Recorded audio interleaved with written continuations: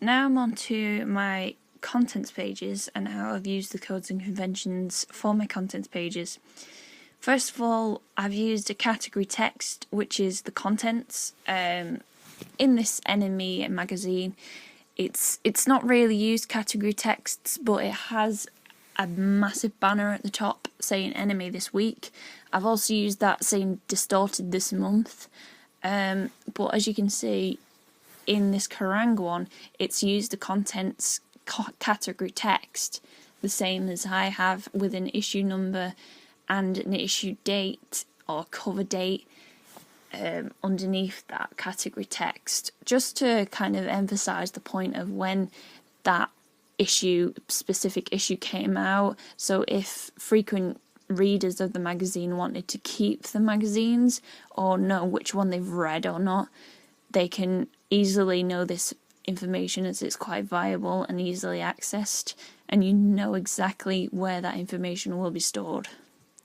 Also on my contents pages, I've used 2 images linking to other kind of feature articles and the main feature article in the background, which is Kim Jennett on page 30. I've used 3 images just to give kind of like a taster of what feature articles and what the best feature articles included in my magazine actually are. It's done the same as this on the Kerrang pages. It's used a couple, but it's taken photos of spreads. I've kind of developed it by just using the main picture that will be featured on the feature page, on the actual contents page itself, with a little caption in the bottom, just to kind of emphasize again and not also include all the text like Kerrang has that is actually print screened on the double page spread. I've just used the main image so it's clear and precise what the actual feature article is about. Also, I've used photo captions in each photo of mine. I've used them in the bottom corners of the pages. It's just again to emphasize and give almost kind of a brief overview of what the images are about and what page it links to and what the relevance of that image there is. Again, with the Kerrang magazine, it hasn't used photo captions, so again, I guess I could have developed it on the codes and conventions by actually inputting photo captions within my magazine. I've also included down the left hand side in white font near the editor's message the cover photo and contents photos, the photographer, which is obviously me. That again is a main code and convention of contents pages, because then the reader actually knows who took the photos, and it also prevents any copyright within the media industry, as anyone could use anybody's photos taken off the internet or anything, but it's a genuine photo from the actual photographer, so no one can take any of the credit for their photos. I've also mentioned an editorial message. I've used a small message, brief message from me. Again, on the Kerrang magazine, they've included quite a lengthy paragraph about what's in this issue. Again, I've condensed it down quite a bit and included it on the left-hand side with an image of an editor, and also included a main subheading that people know it's the editor's message. It's no one else's message, it's the editor's message, and included like a signature by using a website called DaFont. I've used a kind of like italic posh writing to kind of input a signature like font within my magazine.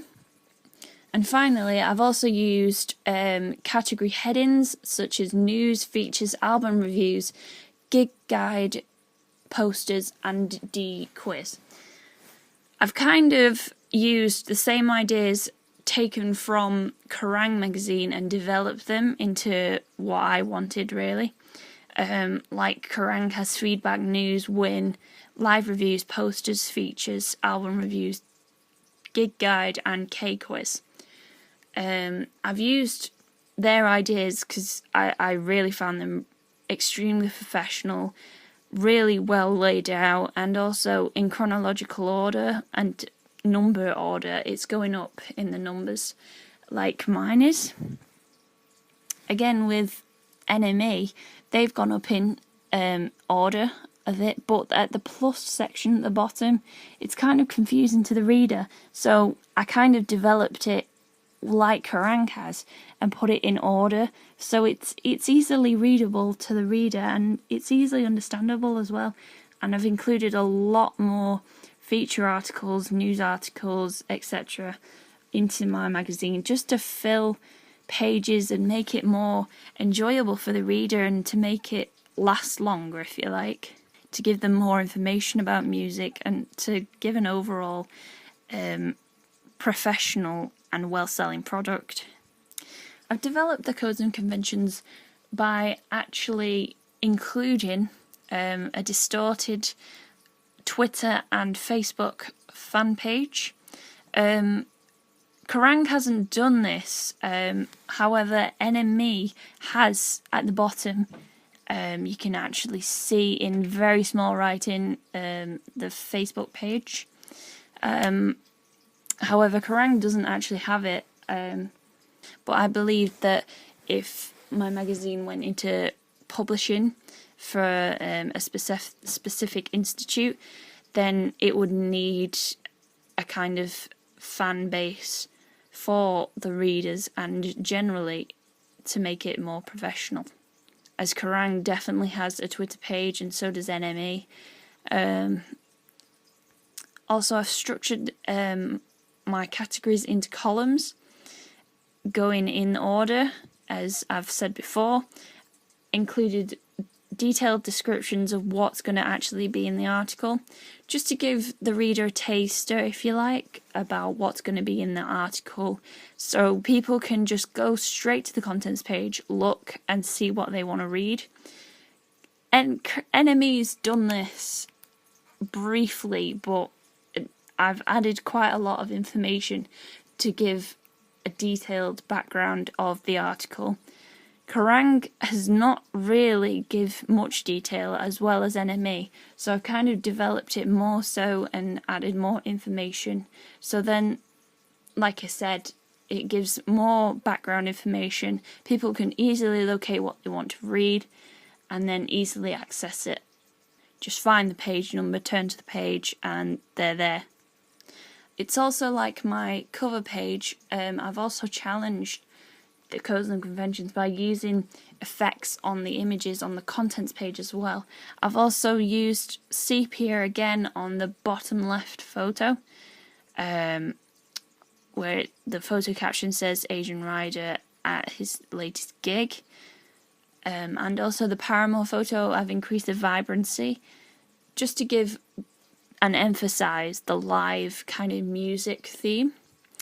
And for the Kim Jennett photo, I increased the brightness, decreased the saturation, and kind of gave it a cold blue kind of theme to it, as my colour scheme is blue, so I wanted it to kind of fit in and kind of compensate and collaborate with the colours and the main colour scheme, and also stick with the house style of the magazine.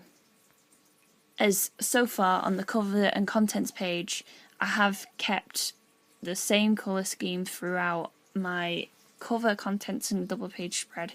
And again with Kerrang magazine, they always maintain their colour schemes, their structures, each category and page numbers usually. And NME, they tend to change it every so often, but they stay with a specific kind of structure, keep the band index down the left hand side, keep the main category text at the top with the date, and include like an image, the main image with the main cover story, and just have basic categories with a little bit of text. I've done that, but kind of developed it, added more text, filled the gaps, and give more information to my readers.